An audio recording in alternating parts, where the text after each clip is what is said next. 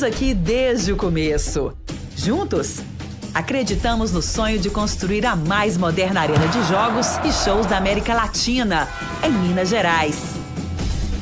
Aqui dentro tem segurança, qualidade, sustentabilidade e o aço líder no Brasil. ArcelorMittal, o aço oficial da Arena MRV. Você já conhece o Multi da Claro? É assim, você escolhe o que quer e quanto quer. Quer acelerar no celular com Claro 5G+? É só escolher e aproveitar os benefícios. E Fibra Mais, pra família inteira jogar, trabalhar, maratonar. Quanto? Quer o melhor da TV e do streaming juntos? Com Claro TV+? Você que manda! É do seu jeito. Vem pra Claro, faz seu Multi e aproveite as vantagens. Apita o árbitro e a bola tá voando. Pera, é isso mesmo, produção? Pode apostar que sim. Só na 98 você curte a emoção da Taça Brasil de futebol americano. Os guerreiros das melhores equipes disputando a maior honraria do esporte no país. É claro que você não vai perder. Então se liga, é sábado 29 de julho, 2 da tarde, aqui na TV 98 e no canal 98 Live no YouTube.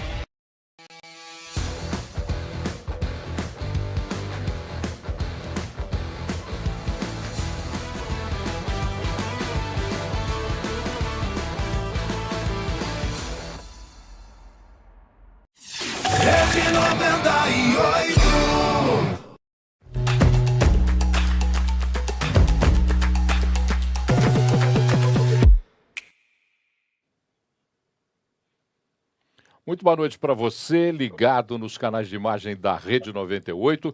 Nós estamos começando mais uma edição do Democratize, é mais um episódio do Democratize. Esse programa jovem que começa agora a entrar todas as terças às noites, na sua casa a partir das 21 horas, nos nossos canais de imagem. A 98 tem a TV aberta, 29.1 Belo Horizonte, 22.7 Lagoas. Você nos acompanha também na Claro TV, no 698 do 198, nos nossos aplicativos, no 98live.com.br e também no YouTube, 98 Live. Você vai lá no YouTube conversar conosco. E pode também conversar conosco pelo nosso WhatsApp, claro, 319931169898. Nos canais de imagem nós estamos ao vivo, portanto a sua participação, ela entra e já começa a rodar aqui entre a gente. Na 98,3 FM, a partir das 10 da noite, depois da Voz do Brasil, a gente entra com o Democratize. Comigo, nessa empreitada, eu nunca estou sozinho. O professor, jornalista, um dos homens que mais fala de democracia com uma tranquilidade tão gostosa de ouvir, Augusto de Franco. Uma semana de distância muito grande, meu amigo. Boa noite. Pois é, tinha que ser o programa todo dia, né? Vamos pleitear isso uma hora. Uma hora vamos. Muito boa noite, obrigado por estar aqui com a gente nesse bate-papo genial que eu, você e ele, o advogado, jornalista. Aqui você não é presidente da Câmara, não. Aqui você é advogado e jornalista. Gabriel Azevedo, boa noite, Gabriel. Boa noite. Eu até celebro no seu presidente da Câmara aqui, porque senão o trabalho ia continuar, eu não ia parar de mexer no celular, falar com os vereadores, problema de bairro. Você tem ideia, eu saí da Câmara correndo para não atrasar, resolvendo uma coisa simples. Associação de moradores na Pampulha com quem quer fazer evento lá. Foi uma reunião ultrademocrática. Tranquila, democratíssima. O Augusto outro dia falou que o Gabriel tem só 2 aparelhos de telefone celular e que a perspectiva é o terceiro, né? Ah, é. É. E antes da gente apresentar o nosso convidado, eu queria falar deste livro que está na minha mão. Como as democracias nascem. É para cá que eu aponto. Como as democracias nascem, redescobrindo o papel inovador da democracia como regime político e como modo de vida. O autor desse livro é ele, Augusto de Franco, e você pode encontrá-lo pesquisando nas melhores livrarias. Como as democracias nascem, uma leitura deliciosa. Pode comprar online também. E pode comprar online também. Como as democracias nascem.org. Como as democracias nascem.org, você pode .org comprar. Ou .com? .org. .org, você pode comprar. Eu tenho certeza que você vai se deliciar com esse livro, porque ele é fantástico, porque tem todas as possibilidades de leitura. Além de contexto, de conteúdo, contexto, dinamismo e uma informação leve, boa de se adquirir e transformar. Mas hoje nós vamos transformar com o convidado. E hoje a nossa transformação ela é extremamente significativa para nós do Democratize, porque é o primeiro convidado que estreia conosco como convidado desse nosso papo de toda terça-feira. É jornalista, é especialista em política internacional, tem passagens por veículos como Bandeirantes, Record, Folha de São Paulo, Globo, Estado de São Paulo, Veja, BBC, Jovem Pan. Vive nos Estados Unidos desde 1989, mas para nossa felicidade, hoje ele está no Brasil e vai falar conosco daqui a pouquinho. Por 29 anos participou da bancada do Manhattan Connection. Hoje ele é CEO e único funcionário do Instituto Blinder and Blinder. É ele mesmo. Caio Blinder, que prazer falar com você. Boa noite, que bom ter você aqui conosco, Caio. Prazer é tudo meu. O único que conheço de carne e osso é o Gabriel. Eu sou seguidor do Augusto no Twitter e é um prazer estar com o Paulo, né? E essa brincadeira, o problema de Twitter é que as pessoas não entendem uma piada, né? Os meus inimigos petistas e bolsonaristas não entendem a brincadeira. Como esse cara é um decadente, eu sou decadente, é um decadente, como é o funcionário e CEO do Instituto Blinder and Blind, não entendem que é uma brincadeira velhíssima do início do Manhattan Connection. Agora, o fato mais importante, falando do Manhattan Connection, antes da nossa conversa, é lembrar que eu sou suspeito nesse programa devido às minhas conexões mineiras. 1/4 da minha família é mineira. Vieram da Ucrânia, o meu avô paterno, né? Materno, o lado Chrysler da família veio da Ucrânia e para onde? Eles não vieram para o Rio, nem para São Paulo, foram para o Sanatório do Brasil na época, depois da Primeira Guerra Mundial, cidade saudável de Belo Horizonte. Já havia gente que achou que lá eles iam ter uma vida legal. E nunca saíram. É uma caipirada, provincianos estão lá em Belo Horizonte até hoje. Ao respeito que a nossa grande capital. Quer dizer, então, que do Manhattan Connection você está no iConnection hoje? Tô. É um prazer estar com vocês. BH, eu passei muitas férias de crianças em BH. Eu falei no Twitter com o Caio que eu não sei se eu tenho terno para apresentar esse programa, porque eu acho fantástico a gente poder trazer o Caio para essa prosa. Eu acho que a gente batalhou para isso, para ter um convidado, e o convidado já começa com um convidado como Caio Blinder. O conflito entre Rússia e Ucrânia ganhou um novo capítulo esta semana, com um novo ataque noturno de drones contra Moscou.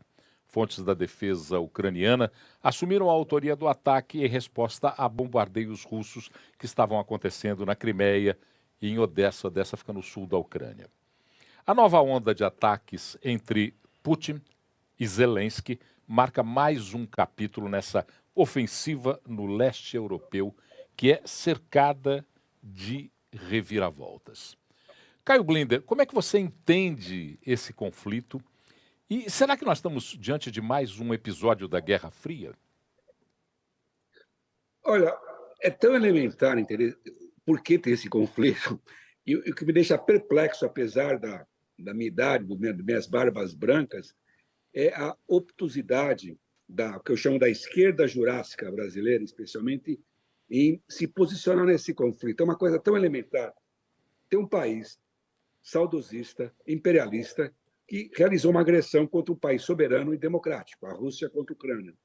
E, no entanto, a gente vê, eu vejo isso muito no Twitter, acompanho o Augusto, os bolsonaristas também, mas em menor escala no Brasil, sabe que eles são trumpistas e não conseguem se posicionar do lado agredido, né? É uma coisa tão elementar, né, que eu não consigo entender até hoje. Se é parte da Guerra Fria, eu acho que é pré-Guerra Fria, na verdade. O que o Putin faz é tão atrasado, é uma coisa misturada de czarismo, com saudosismo do Império Russo, com aquele espírito paranoico do ex-agente da KGB, sabe? E que não aceitou o status quo. Hello, o muro caiu em 89. Eles querem reconstruir o muro de alguma maneira e restaurar as esferas de influência da Guerra Fria. Mas é pré-Guerra Fria, porque é uma atitude do imperialismo russo ainda, pré-soviético. Agora, Caio, você pensa sobre o seguinte: a invasão da Ucrânia foi bárbara, foi muito ruim, mas ensejou, por outro lado, uma coalizão das democracias liberais, que era uma coisa que a gente nem apostava muito, não é? E essa coalizão, ela deu uma certa unidade, não apenas à OTAN, mas deu uma unidade ao mundo democrático, ao mundo livre. E do outro lado ficou essas potências autocráticas, não é? A Rússia, bom, a China nessa posição, quem sabe o Irã, e também as autocracias de esquerda que acabaram se aliando ou se alinhando ao Putin. Então, o mundo entrou numa situação difícil. O que você acha que pode acontecer se, de repente, essa unidade das democracias liberais for desconstituída? Por exemplo, se o Trump vencer a eleição nos Estados Unidos, vou bater aqui na madeira, se a Le Pen ganhar na França, não é? Bata na madeira de novo. Bate na madeira de novo. Isso não desagrega essa coalizão das democracias liberais e, portanto, nos deixa mais vulneráveis ao avanço do eixo das autocracias? Sim, eu concordo. E não vamos esquecer o seguinte, um dos objetivos do Trump, se ele tivesse sido reeleito, era detonar a OTAN. Ele nunca gostou da OTAN, né? Com isso ele era uma espécie de cavalo de Troia, uma besta de Troia, digamos, não um cavalo do Putin dentro do Ocidente, né, com suas atitudes contra a OTAN, desagregando essa união ocidental, isso é grave, e de fato você tem coisas surpreendentes, poucas pessoas atentam para isso. Existe essa coalizão de democracias, e não é só na Europa, entre os países que estão muito ativos para apoiar, inclusive, com assistência, apoio diplomático e até, eventualmente, armas, são países na Ásia. As principais democracias da Ásia estão engajadas nesse processo, como Japão e Coreia do Sul. Claro que isso já faz parte... O Paulo perguntou da nova Guerra Fria. O grande conflito que nós vamos ter no século XXI, de alguma maneira, será entre Estados Unidos e China. Então, você pode, inclusive, considerar que a Ucrânia seja talvez até o equivalente ao que foi a Espanha nos anos 30, né? A Guerra Civil Espanhola, como uma espécie de ensaio para a Segunda Guerra. Eu não vou alarmar todo mundo, hoje tem um jogo bom na televisão, Corinthians de São Paulo, um papo de apocalipse da Terceira Guerra, mas, de fato, nós estamos vendo esse cenário se desenhando, que a China, que explica muito o Japão e Coreia do Sul, no caso asiático, já se preparando para esse conflito contra a China, que, eventualmente, num caso extremo, pode ser militar, se alinhando com as potências ocidentais, no caso da Europa, no caso da Ucrânia. Ô, Caio, e esses países... Desculpa. Eu quero ser otimista, eu quero ver o copo meio cheio. Há um tempo eu estava participando de um programa e me perguntaram assim, você acha que a guerra na Ucrânia vai ser curta, vai ser longa? Eu falei, olha, vai ser mais longa do que pensam. As pessoas à época imaginavam que a Ucrânia tombaria com alguns dias e seria anexada com o Putin desfilando, né, em Kiev como um grande líder. Não aconteceu. Sim. E os revés são enormes para a Rússia. Uma vez, vamos torcer aqui, que essa guerra seja finalizada, garantindo a integridade territorial da Ucrânia e a autonomia daquele país, o que certamente faz com que o Zelensky saia fortalecido e essa coalizão de democracias se dê bem nessa história. Acontecido isso, quais são as medidas que o mundo tem que tomar? Como, por exemplo, depois da Segunda Guerra veio, né, a ONU em 46. Depois da Guerra Fria, você teve vários acordos entre Estados Unidos e Rússia, já tombada a União Soviética.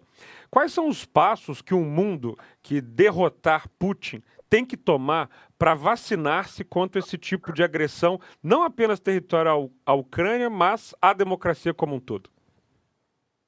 Não gosto de você, Gabriel. Vou fingir que eu sou otimista também. Eu acho que a guerra vai demorar muito. Eu acho que o Augusto lembrou alguns obstáculos gravíssimos no meio do caminho, se o Trump ganha a eleição. Em democracias, nosso papo é democracia, é muito difícil você manter a unidade popular, é muito difícil você exigir sacrifícios econômicos à população, como é muito mais fácil o Putin fazer isso. Putin, vocês estão convocados para a guerra e vão. Quem não quiser ir para a guerra vai vai ser preso, vai desaparecer, vai cair da escada, vai tomar chá com veneno, com polônio, sabe? Então, num país ocidental, vai chegar um momento que é difícil você esticar a corda do sacrifício, a não ser que você tenha um ataque direto contra seu país, como, digamos, aconteceu na Europa. Era mais fácil Churchill conclamar os britânicos porque havia uma ameaça existencial ao país. Mas, por enquanto, a guerra está longe. Mas, sendo otimista, usando o seu cenário e usando a analogia depois da Segunda Guerra Mundial, vai precisar de um plano Marshall na Ucrânia, né? Você vai ter que reconstruir o país, isso vai ser feito. E o caminho essencial para a Ucrânia, que esse é o grande ponto, nesse foco nosso, dessa conversa, democracia, o negócio do papo do Putin, não, eu tive que invadir porque a Ucrânia é títere da OTAN, a expansão da OTAN, não é isso. O grande problema do Putin sempre foi e deixou isso muito claro na primeira invasão de 2014, era o medo que a Ucrânia entrasse na União Europeia. Esse é o grande problema do Putin. O que é a União Europeia? É um clube de países que buscam consenso, buscam a paz e são democráticos. A Ucrânia, para poder entrar na União Europeia, que é o sonho da Ucrânia, e a Europa vacila porque é um país complicado, ela não pode estar em guerra e tem que ser um país democrático, tem que combater a corrupção. Então, ela tem que tomar medidas para ter esse incrível avanço político e de democracia. E ela tem feito isso apesar da guerra. E esse é o ponto mais otimista. A Ucrânia está programada para realizar eleições agora, dentro de alguns meses, ainda esse ano, no meio da guerra, eleições parlamentares. A Ucrânia está combatendo a corrupção, criando os mecanismos de combate à corrupção. Por quê? Porque é bom para o país e esse é o único caminho que ela vai encontrar para atender às exigências da União Europeia para um dia integrar esse clube da União Europeia. E, para mim, é a coisa mais avançada que a civilização já construiu. Da cinza da Segunda Guerra Mundial, os países europeus abandonaram suas rivalidades apocalípticas, como entre, por exemplo, França e Alemanha, e criaram um clube. Eles não vão à guerra entre eles e avançam. E o país que caiu fora, que foi a Grã-Bretanha, percebeu a burrada que foi sair da União Europeia. Hoje, a maioria dos britânicos gostariam de voltar para a União Europeia. Então, o cenário otimista é isso. Quanto mais país europeu dentro da União Europeia, melhor para a Europa. Menos guerra, mais democracia e mais avanço civilizatório. Esse é o cenário mais otimista. Mas não vai acontecer tão rápido, infelizmente. Caio Blinder conosco no Democratize hoje. Caio, eu já queria lançar um tema para o próximo bloco. Eu queria que você falasse um pouco da posição brasileira nesse conflito. Que visão você tem dessa posição brasileira nesse conflito da Ucrânia? Como pode se desdobrar, o que pode resultar na posição que o Brasil toma até agora? Eu queria registrar aqui a participação do Ricardo Rocha, do Cachoeirinha. Eu sei que a gente está fazendo aqui um autoelogio, mas eu adoro altos elogios. Então vamos lá. Ele diz o seguinte: o Democratize é, sem dúvida nenhuma, um dos melhores programas, não só da rádio, quanto da TV brasileira. Que em breve ele tenha mais tempo de grade, 1 hora está sendo pouco, abraço a todos. E a Sandra Malta diz: há muitos que consideram esta invasão como uma terceira guerra. A gente vai falar sobre isso daqui a pouquinho, porque agora tem um intervalo. A gente vai para o intervalo rapidinho e volta já já com o segundo bloco do Democratize, recebendo hoje Caio Blinder.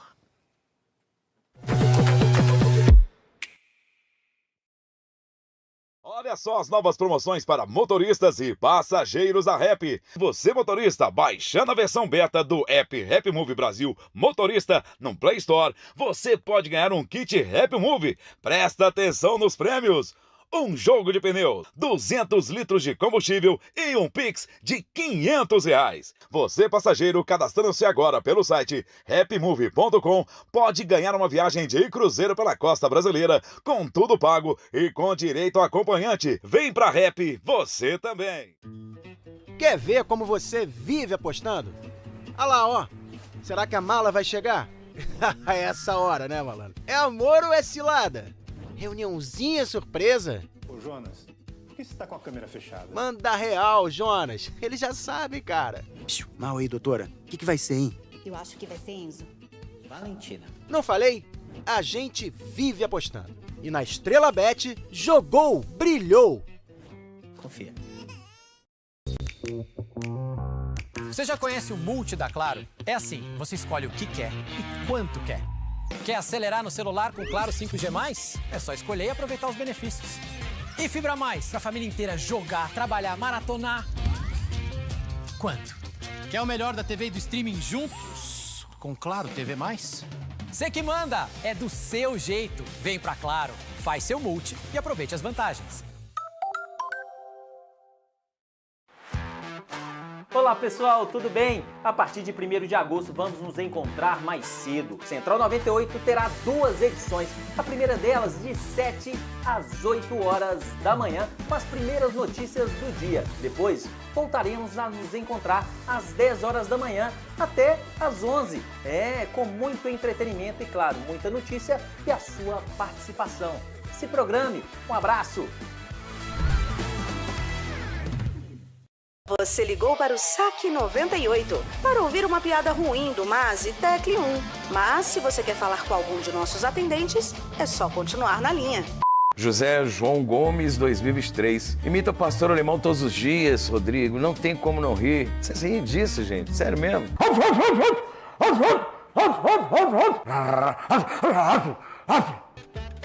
Beleza. Você ligou para o Saque 98.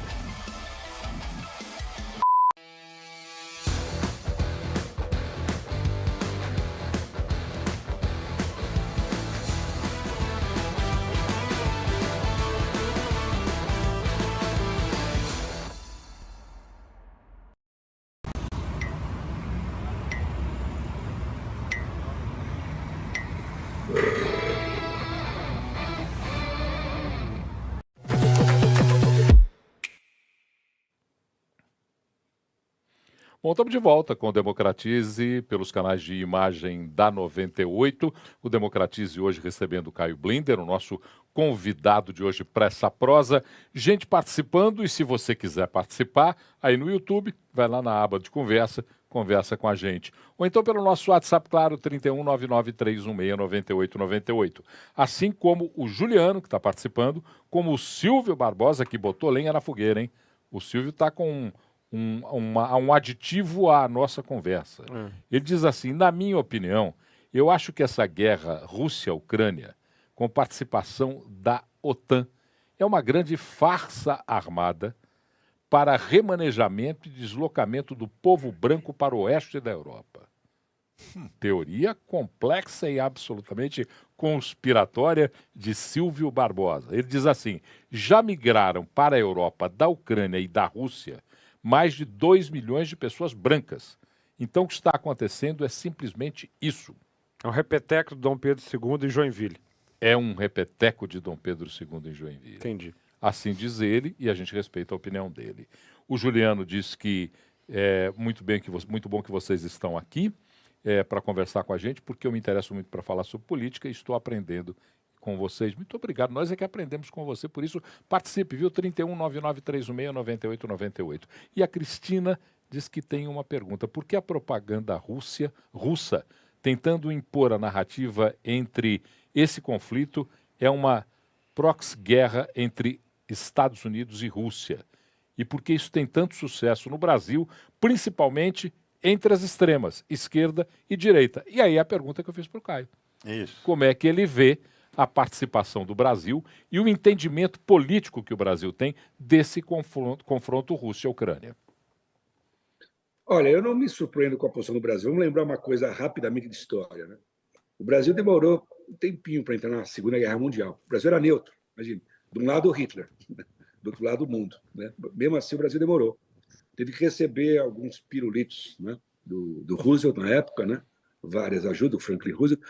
Ou seja, a gente comentou no começo, não, é uma aliança das democracias, etc.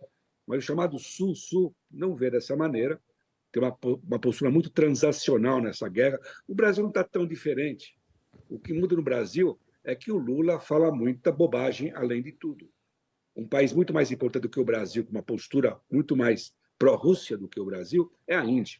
A Índia é uma democracia cada vez mais atrofiada, evidentemente, porque ela tem seus interesses geopolíticos, seus interesses econômicos, ela vende armas para a Rússia, ela compra petróleo barato da Rússia, então ela consegue ainda tem muita mais habilidade política do que o Brasil. O que a Índia faz? Ela consegue ser próxima da Rússia, no caso da guerra da Ucrânia, e próxima dos Estados Unidos, no caso do conflito que se avizinha com a China. Ela é rival da China. Esse negócio do BRICS é uma bobagem. Os dois países importantes do BRICS são China e Índia, são rivais. Né? Então, o Brasil está transacional. Esse é o problema do Brasil. Então, tem essas preocupações imediatas de fertilizantes, de grãos, etc.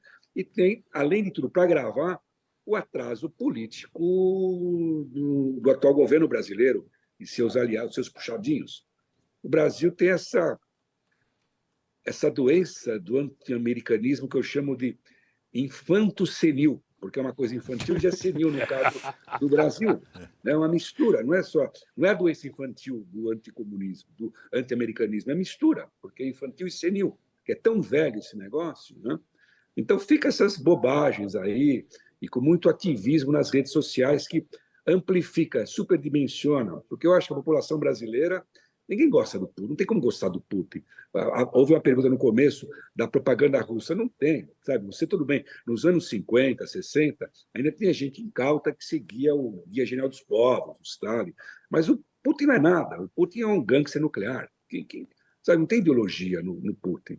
Ele é o líder dos oligarcas russos. Sabe? A esquerda brasileira devia estar dos lados oprimidos, que é o país agredido. No entanto, essa balela, essa propaganda anti-americana, que é muito mais efetiva do que a propaganda russa, no caso brasileiro. Da direita não é melhor. Sabe? A gente sabe muito bem o papel vexaminoso do Bolsonaro na véspera da guerra, se encontrando com o Putin, dando apoio ao Putin. Sabe? Então, são os dois lados. Infelizmente, os dois grandes blocos políticos do Brasil fazem esse papelão, no caso da Rússia, mas até entendo, porque a posição do Brasil não é tão distante do resto do Sul. A África do Sul é a mesma coisa, até pior do que o Brasil. Índia, eu já mencionei, muito próxima do Putin, é tradicionalmente próxima da União Soviética, já era desde a sua independência, em 47. Então, o Brasil está dando um vexame que está todo mundo dando nessa situação. Não é nada singular. Bom, vamos falar um pouquinho sobre Israel, porque a maior onda de protestos da história de Israel começou essa semana. Nos últimos 7 meses, milhares de israelenses têm ido às ruas contra um plano, que é um plano do primeiro-ministro Benjamin Netanyahu, de reformar o sistema judiciário. A primeira parte da reforma, aliás, foi aprovada na última segunda-feira, uma decisão que impede juízes de anularem decisões que são tomadas pelo governo.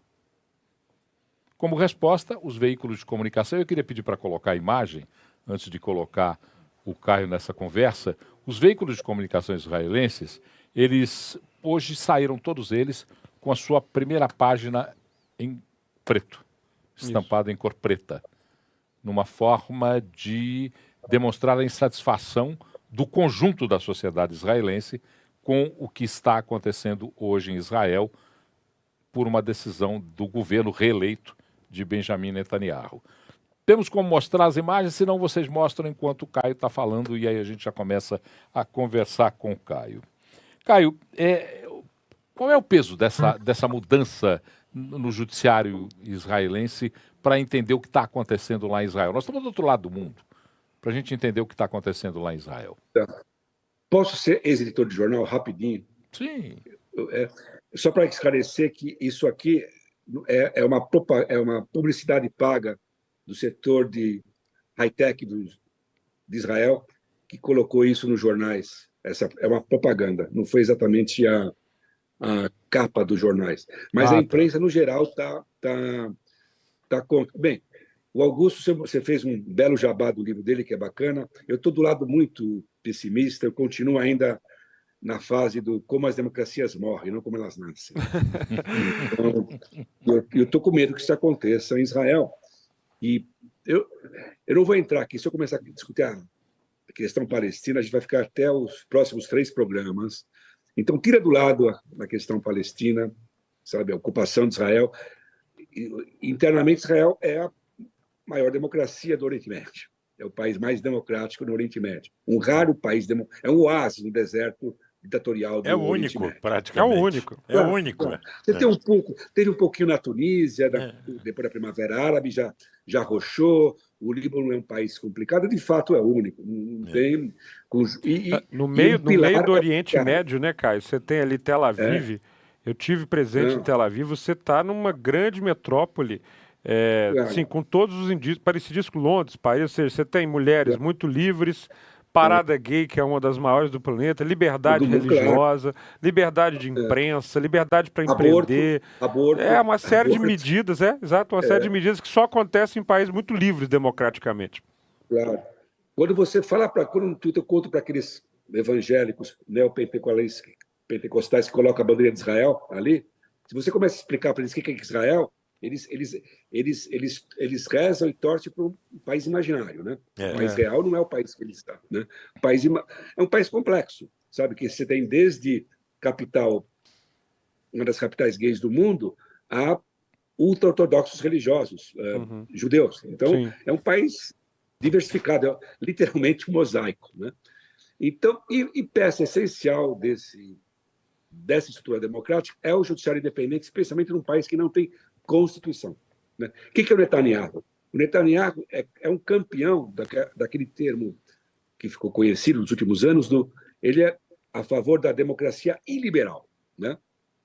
Que eu vou tomar o poder por meios democráticos, de eleições, e a partir daí eu vou manietar o sistema. Eu vou atacar o judiciário, eu vou atacar a imprensa, sabe? Eu vou explorar os ressentimentos étnicos, vou ser populista, tudo o que ele é. Ressentimentos tanto contra os palestinos, contra os árabes de fora, mas também contra a população árabe de Israel. 20% dos israelenses são de origem árabe, são cidadãos, 20%. E essas divisões internas. Ele foi agravando por uma série de peculiaridades do sistema eleitoral israelense. Ele conseguiu finalmente manter o poder e está fazendo o que prometeu, porque ele é refém hoje da extrema-direita de Israel. Eu sem pudor, eu sou judeu, sou sionista do ventre. Você tem fascistas dentro da coalizão de governo do Netanyahu. Ele é um cara de direita muito conservador. Essa é a coalizão mais religiosa, mais reacionária da história de Israel.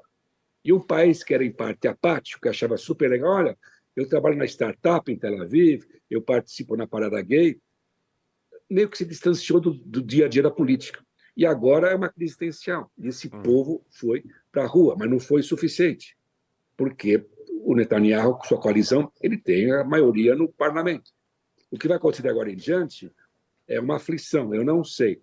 Alguns falam no perigo de uma guerra civil, uma campanha de desobediência civil em larga escala. Eu acho é uma gente muito armada, muito alarmista falar em guerra civil, mas se não houvesse questões como a ameaça do Irã a Israel, a questão palestina, sim, acho que havia o risco de uma guerra civil em Israel. Uma outra característica que eu percebi lá, Caio, andando pelas ruas, é a naturalidade com que armas de grande porte circulam nas ruas com jovens, adolescentes, sabe, pessoas que estão ali... Sabe que não tem crime, né? Não, eu sei que não. Eu passei um tempo lá, vivenciei, eu estou dizendo assim, no momento de tensão política, nós estamos falando de uma população fortemente armada com treinamento militar. Né? Todo mundo é reservista. Todo mundo é reservista. Exato. Os homens fazem 3 anos de serviço militar obrigatório, as mulheres 2. E a coisa histórica em Israel, a primeira vez que está acontecendo. Os reservistas estão iniciando uma campanha de desobediência cívico-militar. Eu não vou cumprir o meu serviço militar. Sabe, existe, inclusive a elite do país, os pilotos da Força Aérea. Ou seja, existe um conflito entre o Estado e a nação. A sociedade civil se insurgindo contra o Estado, um Estado iliberal. Então, é um conflito que temos que olhar com muita atenção, porque o que está aí, a famosa história do livro, como as democracias morrem. E há esse risco não só em Israel, como em outras democracias do Ocidente. Eu tenho amigos lá, Caio, e conversando com eles, eu percebi muito do que você comentou agora. Vários viraram e falaram assim para mim, poxa, foi de repente. Aí eu assim... Não foi. Não, pois é, aí eu aqui do Brasil, assim, como assim de repente? Eu tô de olho aí no noticiário internacional e o Bibi, ele vai avançando como, Claro, em geral, na direção de um lugar não democrático. E aí a maioria deles, eu percebo algo parecido aqui nos high-techs de São Paulo, no pessoal descolado do Rio, na turma que fala assim, isso não é comigo. Que eu acho que é uma outra característica interessante que as democracias estão passando por isso, sobretudo numa faixa etária, vamos dizer ali dos 18 aos 35, dos 40, são pessoas que não tiveram a vivência específica de uma ditadura ou de um regime autocrático. E passam a perceber, ou achar, imaginar, que a democracia é uma conquista permanente. Então, ou seja, não, nós estamos em democracia, ela vai estar aí, e vai ter alguém cuidando disso para mim. Ou seja, vai ter alguém fazendo com que esse regime aí continue, enquanto eu estou aqui empreendendo, com a minha startup, com a minha festa, com o meu modo de vida. E isso é com os políticos, isso é com os outros, e eu não participo. E eu percebo que essa... Tel Aviv é um caso muito específico, porque realmente assim, a vivência... Eu fui a várias cidades a Israel, mas Tel Aviv é muito marcante por várias razões. E eu percebia um descolamento do que eu via na noite, nas ruas, nas praias, do noticiário político. Ou seja, a classe política que, de certa maneira... Mas, Gabriel, isso mudou, né? Isso mudou nos últimos meses, né? Pois é, exatamente. Só na hora. É aquela coisa de um sapo na panela com a água esquentando. Que é uma coisa que parece similar nos regimes que vão se autocratizando. Como é aos pouquinhos, a pessoa não vai percebendo a temperatura subir. Você consegue perceber isso em outros lugares do planeta, para além de Israel? Claro, eu percebo isso em vários países da Europa, né? Em todas as partes do mundo. Houve ameaça a Bolsonaro, acho que foi uma ameaça real. Eu não escondo de ninguém, que eu vou até polemizar um pouco aqui, que eu não gosto de falar de preferências políticas pessoais, mas agora que eu não estou nativa na imprensa, meu trabalho, eu sou um agitador do Twitter. Eu, pela primeira vez na vida, votei no Lula, por uma razão, no PT. Eu votei no PT, eu tinha anulado o voto em 2018, eu votei no PT por uma razão só. Eu tinha medo que o Bolsonaro ganhasse. E eu acho que cada voto contava na eleição de no ano passado. Cada voto contava, e pela margem estreita de vitória do Lula, ficou provado que anular o voto naquele momento só foi a única razão que eu votei. Eu espero nunca mais na minha vida votar no PT. Minha posição política é essa. E eu tenho medo dos Estados Unidos. Sabe, a coisa que... Sabe, eu sou uma pessoa ferrada na vida. Por quê? Eu sou um judeu brasileiro, vivo nos Estados Unidos, sou americano. Israel me interessa muito. E minha família, do outro lado, tem a conexão mineira e a conexão filipina. Minha mulher é filipina. Nas Filipinas, o filho do Marcos é o presidente, ganhou a eleição, o filho do famoso ditador Marcos. Sabe? Então, os 4 países que me interessam na vida têm essas circunstâncias malucas políticas. Mais próximo, obviamente, hoje em dia, são os Estados Unidos. E está aí o perigo. Você pega uma pesquisa, um cara como o Trump pode ganhar a eleição outra vez. Um cara que tentou derrubar, que subverter a transição pacífica de poder nos Estados Unidos. Esse cara não podia nem ser candidato, mas a lei americana permite que ele seja candidato. Ele está sendo indiciado, acusações criminais, mas está aí. Ele tem apoio de um partido inteiro, não tem mais cisões do Partido Republicano, que parece um partido stalinista, tal a disciplina interna, os comissários lá, o Trump faz o que é no partido, e tá lá, as pesquisas mostram que seria pau a pau outra vez. Uma eleição hoje entre o Trump e o Biden, é outro problema do Biden, mas está aí. Eu estou vendo isso, sabe, se o país não se mobilizar, ou se uma parte do país falar, tudo bem, eu não gosto do Biden porque ele é velhinho, está se livre, vou votar no Trump. Como votar no Trump? O Trump é um perigo para a democracia, um perigo para a segurança do mundo, e, no entanto, está aí, sabe? O país mais importante do mundo, supostamente, entre aspas, o líder do mundo livre, pode ter um presidente que incitou uma massa a invadir o Capitólio, sabe? Que tentou intimidar funcionários eleitorais em alguns estados, né? Além de ser um escroque, normal, um escroque comum. Então, o perigo está aí, em todas as partes do mundo. Eu não posso banalizar nem o que aconteceu nos Estados Unidos naquele 6 de janeiro, como o que aconteceu no Brasil no 8 de janeiro. E o Brasil é agravado por esse outro lado, né? O governo de plantão que acha que a democracia é algo relativo, né? O presidente Lula acha que é algo relativo. Então, o Brasil está ferrado dos dois lados. Eu tentei, Gabriel, ser otimista, mas eu não consigo. Mas você não me derruba, não. Eu sou uma pessoa otimista. O Gabriel é incorrigível. O Gabriel é incorrigível. Eu sou quase aquele personagem do Monty Python, sabe? Perde um braço, venham. Aí perde o outro braço, venham. Perde as duas pernas. Vocês não vão vir, não? A gente chega aqui democratizando. Porque não há outra opção, né? Você citou o Churchill aí. Eu sou um cara otimista, não me parece valer a pena ser qualquer outra coisa, porque afinal de contas é desmotivador. Eu entendo, sobretudo assim, por quem já viu tudo que vocês viram. Eu estou aqui com 37, vocês estão com um pouquinho a mais. Eu acho que a diferença é assim, eu nasci num processo de democratização e estou vendo a autocratização pela primeira vez. Acho que vocês estão vendo pela segunda, e é realmente desmotivador. Mas acho que o mundo vai viver nessas ondas, e a gente tem que fazer a onda vir na direção certa. Bom, vamos para o intervalo. Primeiro, você falou de todas as suas origens, disse da sua ligação com Minas Gerais, e o seu primo do interior, Marcelo Kreiser, te acompanha agora e está te mandando um grande abraço. Está te mandando um grande abraço. Está aí. Vamos para o intervalo? A gente volta já com o terceiro bloco do nosso Democratize pelos canais de vídeo da Rede 98. Se você estiver nos escutando agora na 98,3 FM, porque nós sairemos a hora a partir das 10 da noite, é uma reprise, é o que é gravado. Então, da próxima vez, vem nos assistir ao vivo nos canais de vídeo. Pode participar, viu? 31 99316 9898 é o nosso WhatsApp para você participar. Intervalo, a gente volta já. O Cláudio não foi embora de uma vez. Quando o câncer chegou, ele estava forte. A gente tinha certeza da vitória. Nós éramos mais fortes do que aquele tumor. Isso era o que a gente acreditava, mas não existia a gente.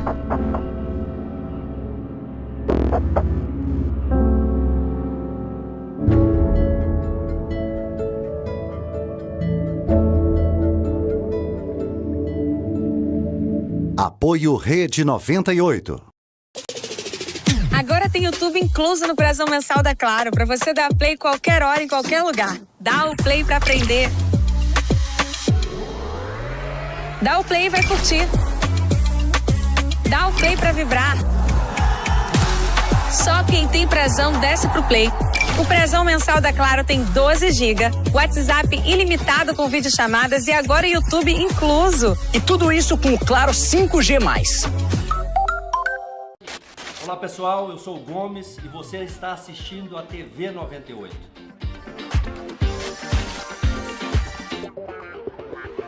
O Cicobi Nossa Coop já é tradição em BH e região. Um portfólio completo de soluções financeiras para você ou sua empresa. Consórcios, seguros, crédito consignado, cartões de crédito, investimentos, cobrança bancária, seguro empresarial, linha especial para o agronegócio, além das vantagens exclusivas do cooperativismo, atendimento mais próximo, divisão de sobras e muito mais. Abra sua conta e seja nosso associado. cicobnossacop.com.br.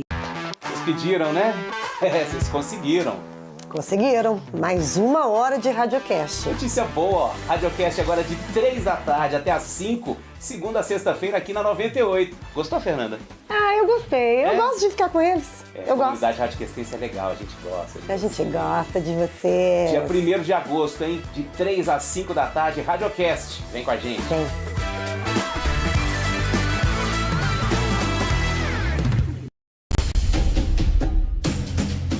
Estamos aqui desde o começo. Juntos, acreditamos no sonho de construir a mais moderna arena de jogos e shows da América Latina, em Minas Gerais. Aqui dentro tem segurança, qualidade, sustentabilidade e o aço líder no Brasil. ArcelorMittal, o aço oficial da Arena MRV.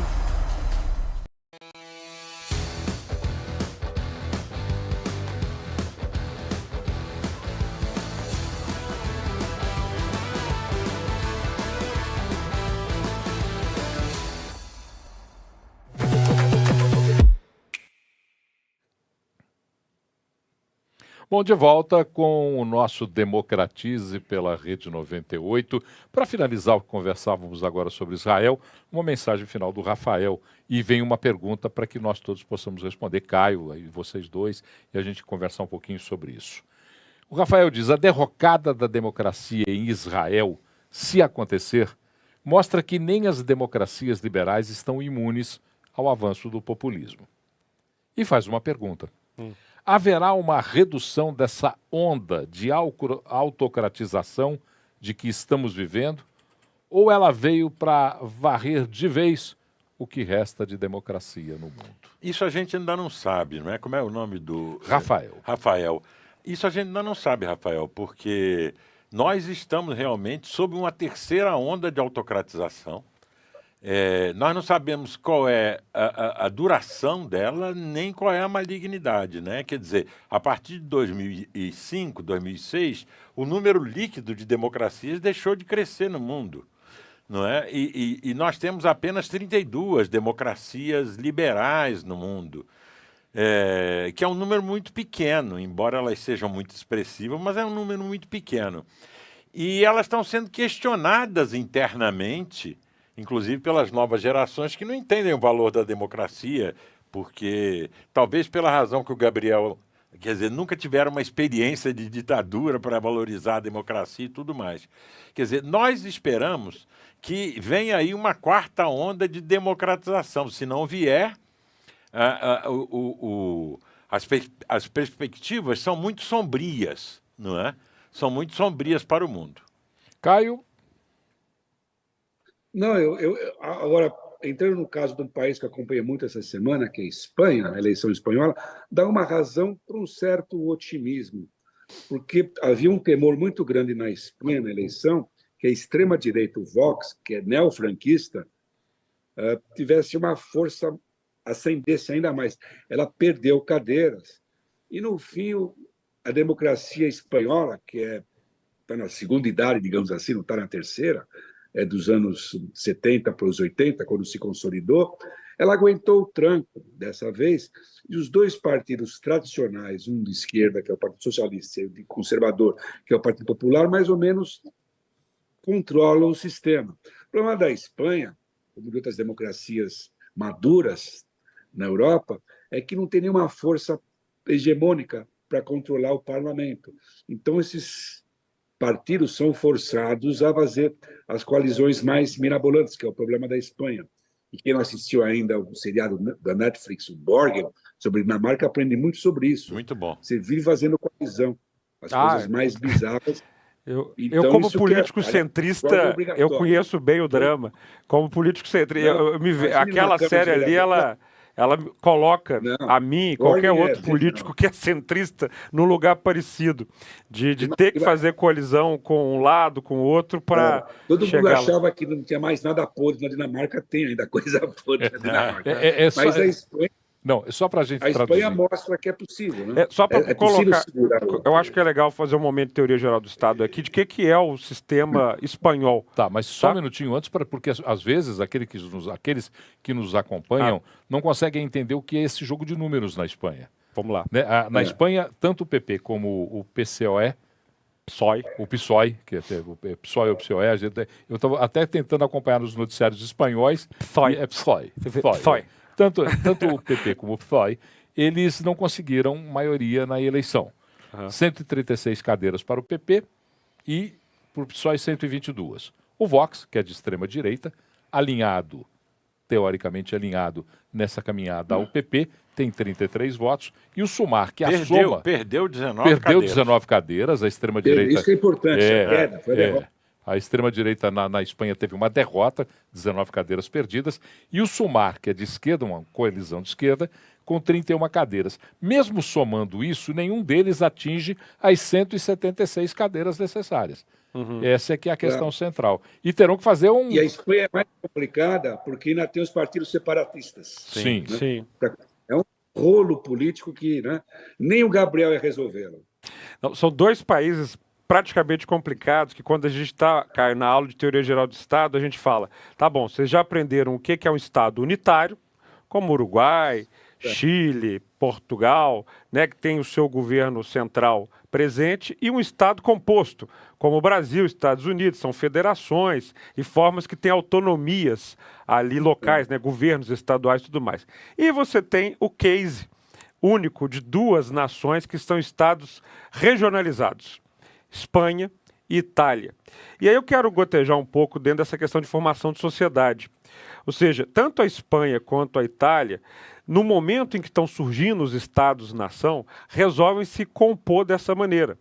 Mas vamos lembrar que a Itália não era Itália até o Vittorio Emanuele. Está aqui o meu amigo de ascendência, né, de descendência italiana. Você tinha a Sereníssima República de Veneza, Milão era outra história, Florença era outra coisa, Roma, Nápoles. Você tinha localidades que se autogovernavam. Aliás, o ressurgimento da democracia no planeta, depois dos atenienses, vai ter uma participação importante nas cidades italianas, através do comércio, da participação de quem comercializava.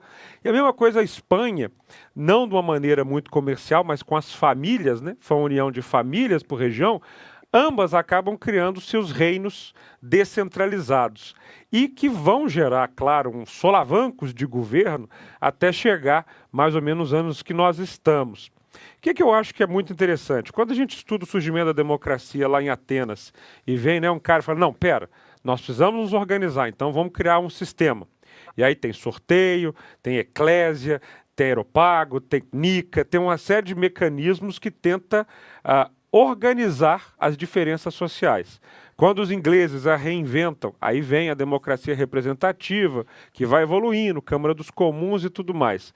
Eu acho que um dos problemas que as democracias atuais estão enfrentando, e aí você viu Borgen, né, dos escandinavos, é a falta de reinvenção de mecanismos políticos que consigam receber o impacto das mudanças que a sociedade está passando. Ou seja, eu sou vereador em um modelo de Câmara Municipal que no Brasil chegou em 1532 em São Vicente. Primeiro município nosso que teve Câmara de Vereadores. Pode chamar conselheiro, não sei o quê, mas é basicamente o mesmo modelo de tentativa de organizar a sociedade democraticamente. Com uma grande dificuldade de adaptação a tempos completamente diversos. Então, assim, primeira dificuldade, a eleição. Quer dizer, é uma coisa que a gente tem que analisar com profundidade. Não é a mesma coisa, a sociedade não se organiza da mesma forma. A Espanha, aliás, em 2006, tem uma quebra de paradigma disso. Os partidos principais eles se desmontam com o surgimento dos cidadãos e também do partido, esqueci agora, que é tipo um pessoal de lá. Lá tem um novo e tem um pessoal, como chama, Caio? O do Pablo? Podemos. Então você tem o Podemos. Espanhol. E, assim, e, na verdade, são tentativas de fazer a sociedade se representar com metodologias antigas.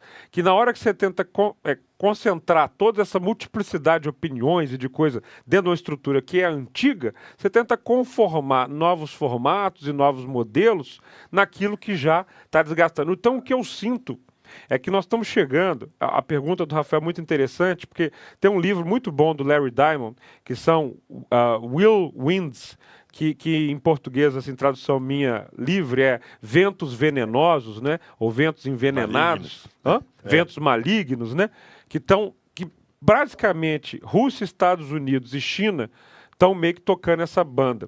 Mas eu acho que a gente pode, porque um Estado-nação como o Brasil tem essa liberdade, começar a se repensar em matéria de democracia, sobretudo democracia local, porque a democracia não é uma invenção nacional. Esse é outro problema, sabe, Caio, que eu acho que a gente vivencia. A gente analisa a democracia espanhola sob o ponto de vista do parlamento espanhol, e não sobre o que está acontecendo exatamente em Barcelona, em Madrid e tal. Você tem belíssimos exemplos de reinvenção democrática em alguns lugares do planeta. Eu pego, por exemplo, assim, Letônia, Estônia e Lituânia. Então, assim, sobretudo uma questão de digitalização forte dos seus governos, né, trazendo tudo muito para o meio digital, você desempoeira as instituições. Porque eu, claro, defendo as instituições, mas não por isso eu deixo de criticá-las. Elas estão envelhecidas. E isso eu acho que é parte grande do que o Rafael nos perguntou, de como é que a democracia vai reagir. Suportar. Se nós acharmos que nós vamos, tipo, não, fica tranquilo, eleição, parlamento, partido político. Cara, isso também é uma razão do enfraquecimento da democracia, porque as pessoas olham para isso tudo e sabem que as eleições são compradas, que há corrupção, que há manipulação, que as instituições... Então, que os partidos são ditaduras dos donos de partido. Exato. Então, assim... Mas isso... Mas tem um problema sério aí para todos vocês e para o Rafael, que é um componente que a gente sente isso em países como Israel, que é um país pequeno, que é esse avanço, o fortalecimento do nacionalismo religioso, a identidade religiosa, e num país muito mais importante, que é a Índia, que é uma mescla de religião com nacionalismo, Sim. que é o modelo do homem forte da Índia, e que, no fundo, vai ser o caminho que a China assume cada vez mais, o seu nacionalismo cada vez mais assertivo. Então, nós, infelizmente, estamos voltando ao período pré-Segunda Guerra Mundial, que foi esse conflito de nacionalismos agressivos, que era representado especialmente pelos países da Europa. Nós vemos essa mesma mescla na Rússia do Putin, que é essa combinação de nacionalismo com a Igreja Ortodoxa, no caso da Índia, com o hinduísmo, no caso da China, o Partido Comunista se tornou um partido altamente nacionalista, e tudo isso é muito perigoso para o mundo, em cima dessas questões que o Gabriel levantou. Caio, e para a gente olhar um pouquinho para a Espanha, só porque para as pessoas possam entender um pouco mais esse caldeirão espanhol. Esse caldeirão espanhol, salvo engano, hoje eu estava vendo alguma coisa, não havendo a composição, terão que ser convocadas novas eleições. Eles não querem. Eles não querem, inclusive o líder do PP, eu esqueci o nome. Feijó. Isso. O líder do PP já se considera um vencedor vitorioso, porque diz que nunca na história da Espanha um partido que perdeu as eleições em número de cadeiras tornou-se o partido que governa o país. Então ele já começa a lançar A gente viu isso num outro país agora, que foi Israel. Israel teve 4 eleições em 2 anos. Foi. Sim. Eleições não eram inclusivas, inclusive partidos minoritários depois eram chamados para tentar criar uma coalizão. Né? Mas no caso da Espanha, essa coalizão, como visão, ela é possível por que caminho? Porque se numas novas eleições houver a repetição desse ato, como é que a gente vai entender essa coalizão? Não, porque essa coalizão você tem uma opção que na Espanha não há a receita que já tivemos em alguns momentos na Alemanha, que era a grande coalizão. Os 2 partidões, a social-democracia e a democracia cristã, em alguns momentos se aliaram, fizeram governos. Até recentemente, Angela Merkel governou com a social-democracia. Uhum.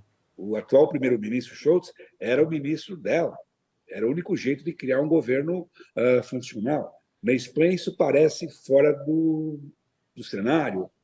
Então, você pode ter um governo minoritário, talvez um dos partidos queira, porque o pecado do Partido Popular foi ousar a ideia de uma coalizão com a extrema-direita. Uma coisa extrema-direita num país que não tem uma ditadura como a Espanha, que foi o franquismo. Mas eles já estão fazendo essa composição em nível regional. E nós temos essa conversa agora também, que eu acho ainda mais aterrador, que é na Alemanha. A democracia cristã hoje acena com a possibilidade de coalizão com a extrema-direita, alternativa para a Alemanha, que hoje tem 20% dos votos, segundo intenções de voto. Imagine, um partido de extrema-direita na Alemanha, composto com a democracia cristã. Então, você vê os perigos. Na Espanha, não estou vendo nenhuma coalizão sendo formada. Eu não vou ser super especialista, eu acho que o cenário lá vai ser a convocação da eleição, porque todas as configurações não batem, elas não decolam na Espanha. Porque ainda por cima é complicado ter os partidos nacionalistas, separatistas da Catalunha e do País Basco. Bom, estamos chegando no final dessa prosa.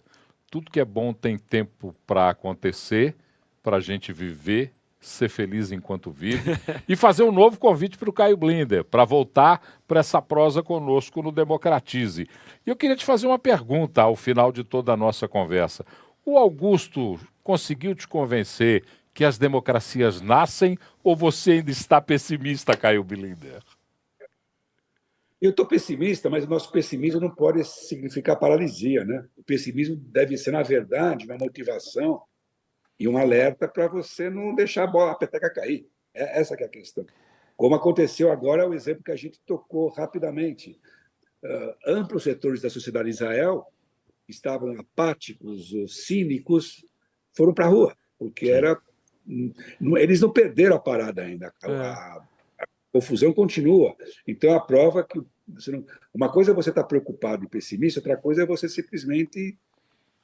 eu vou para casa ficar só vendo Netflix o dia inteiro. Não, veja Netflix, tem coisas boas, mas você tem que participar do processo democrático. E você veja, né, Caio, que aqui, para te deixar mais otimista, aqui na nossa grande capital, em Metrópole, Belo Horizonte, surgiu o que eu acho que é o primeiro programa brasileiro falando estritamente de democracia.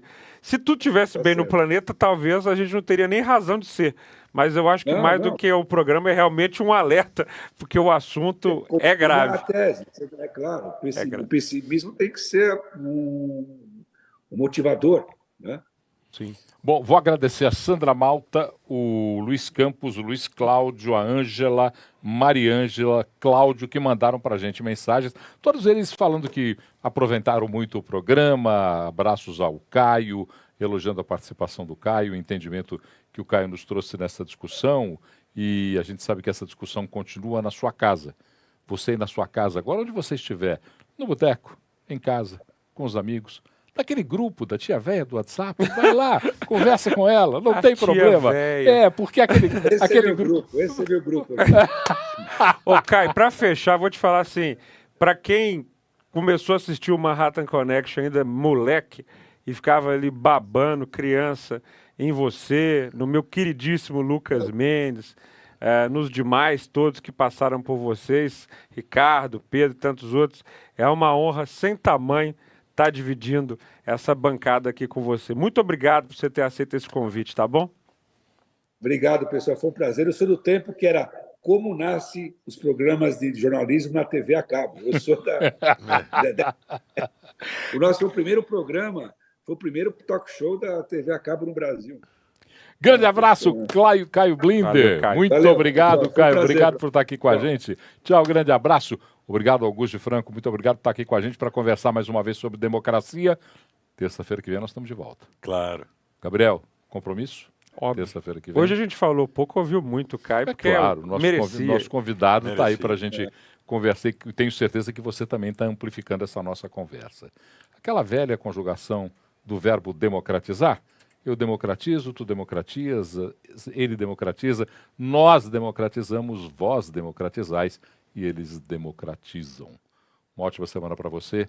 Terça-feira que vem, 9 da noite nos canais de imagem, 10 da noite na 98,3 FM, com mais uma edição do Democratize. Até lá.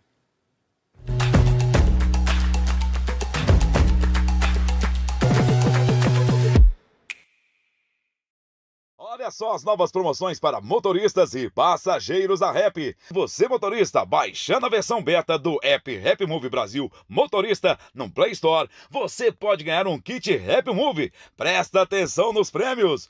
Um jogo de pneu, 200 litros de combustível e um Pix de R$500. Você, passageiro, cadastrando-se agora pelo site rapmove.com, pode